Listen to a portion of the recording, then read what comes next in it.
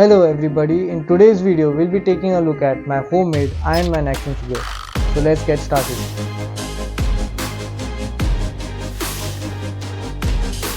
So sculpting this figure was definitely the hardest part.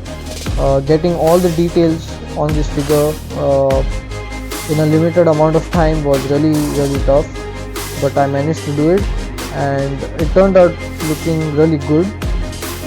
And the articulation on this figure is also unique.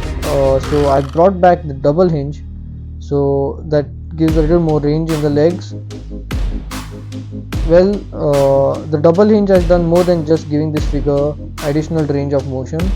It also adds to the aesthetic, and it has definitely helped in improving the proportions of this figure.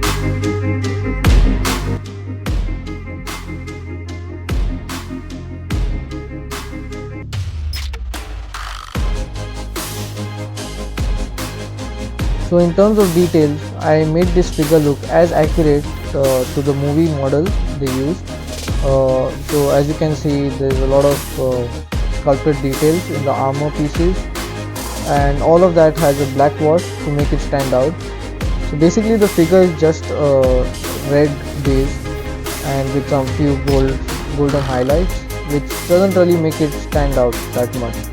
So the details look really flat, and I decided to go with a black wash, and that's what made the armor pieces stand out.